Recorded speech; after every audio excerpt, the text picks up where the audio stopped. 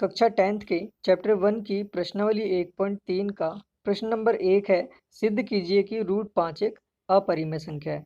तो रूट 5 को अगर अपरिमेय संख्या सिद्ध करना है तो रूट 5 को हमें मानना होगा यह अपरिमेय ना होकर एक परिमेय संख्या है। ठीक है, हम इसे एक परिमेय संख्या मानेंगे तब हम इसे एक अपरिमेय संख्या सिद्ध कर पाएंगे। ठीक है, तो पहले हम मान लेते हैं,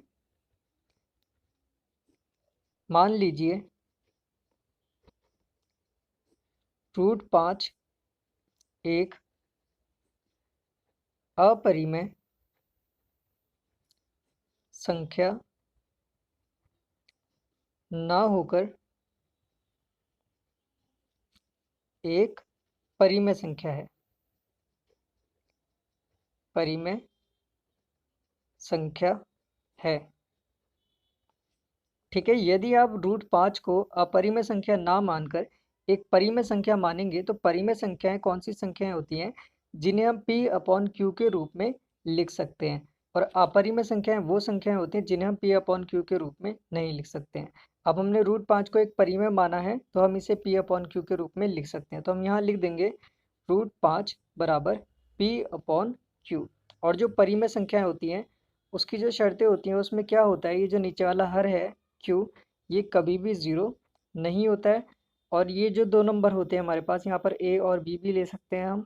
ठीक है, लेकिन हमने यहाँ पर पी और क्यू लिया है तो ये पी और क्यू एक सहअभाज्य संख्या होती है। ठीक है, पी और क्यू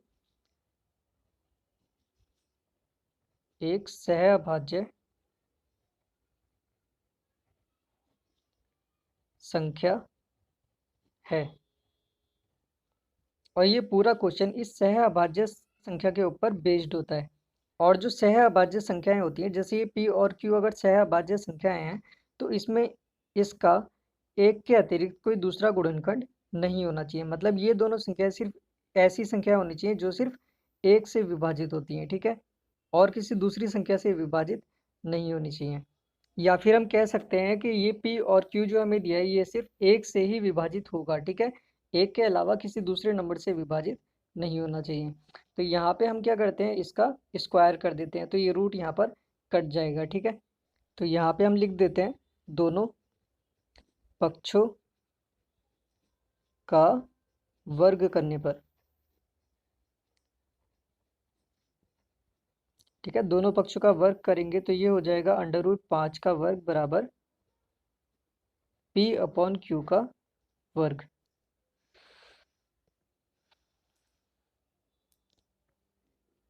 तो अंडर रूट से स्क्वायर कट जाता है तो यहाँ पे बच जाएगा हमारे पास 5 बराबर, यहाँ आ जाएगा p का वर्ग बटा q का वर्ग।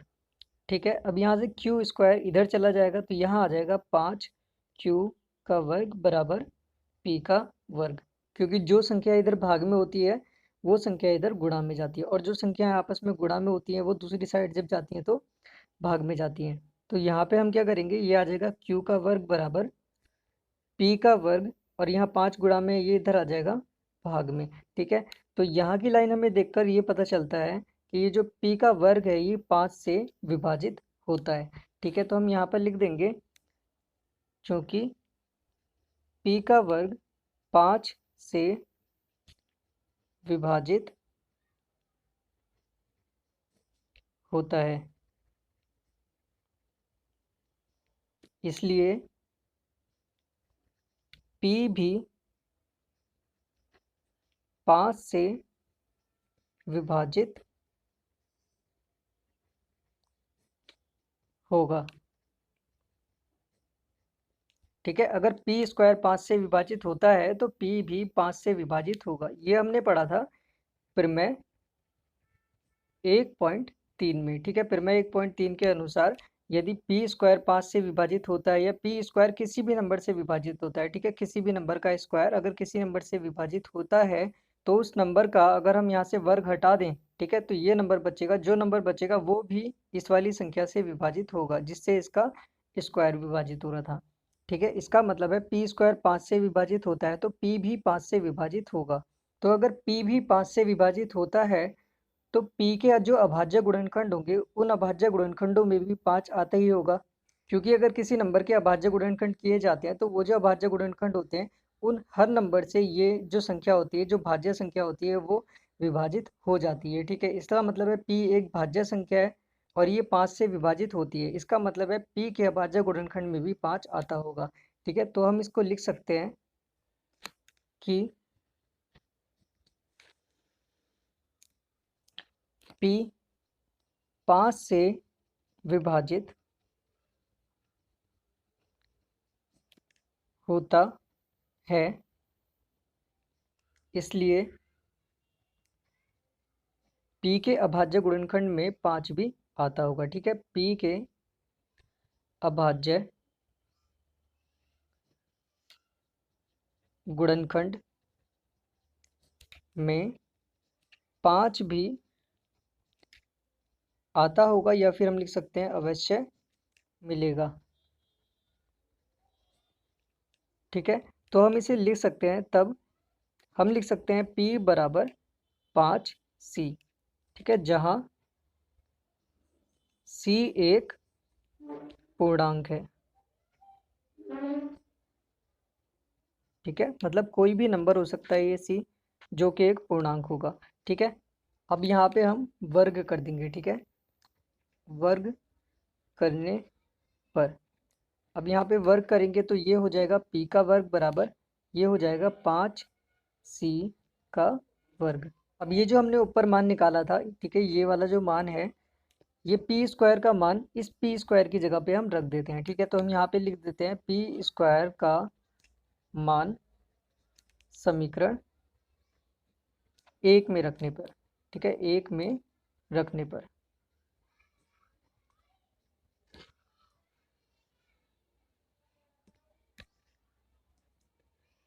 तो ये आ जाएगा क्यू का वर्ग बराबर, पी स्क्वायर की जगह हम लिख देंगे 5c का वर्ग बटा 5। ठीक है, तो यहाँ पे आ जाएगा क्यू का वर्ग बराबर, अब यहाँ पे इन दोनों का वर्ग खोलेंगे तो ये हो जाएगा 5 पंजे 25, और सी का वर्ग खुलेगा तो ये हो जाएगा सी का वर्ग बट्टा 5। अब ये 5 से 25 कट जाएगा, 5 पंजे 25, तो ये आ जाएगा क्यू का वर्ग बराबर 5 सी का वर्ग।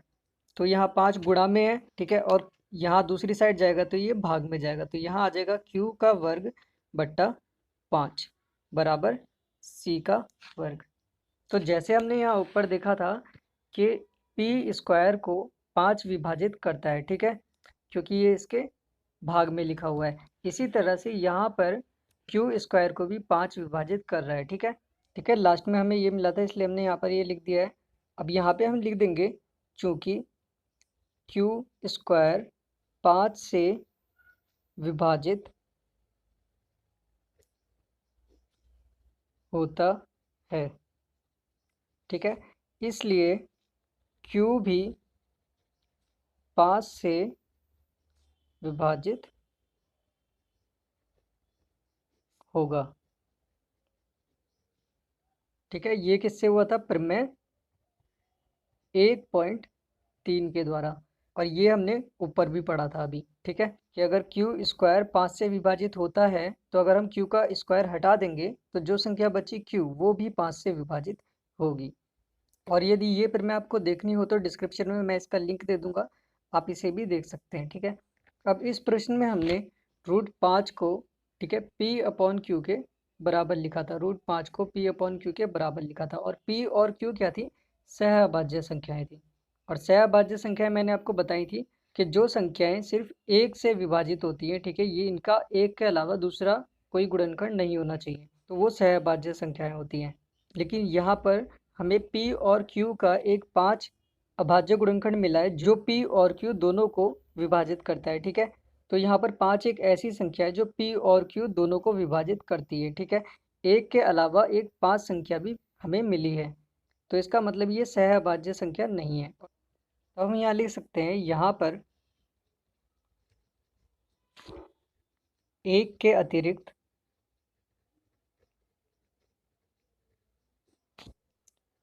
p और q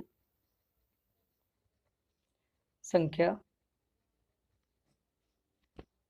5 से भी विभाजित होती है। कि यहाँ पर एक के अतिरिक्त p और q संख्या 5 से भी विभाजित होती है, परंतु यह एक विरोधाभास उत्पन्न करता है। ठीक है, तो हम यहाँ लिख देंगे परंतु यह एक विरोधाभास उत्पन्न करता है। ठीक है, विरोधाभास उत्पन्न करता है।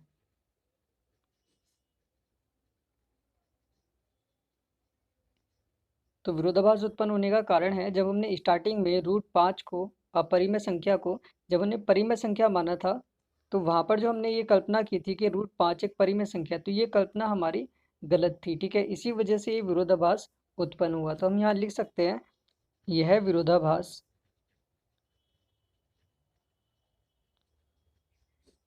हमारी गलत कल्पना के कारण प्राप्त हुआ।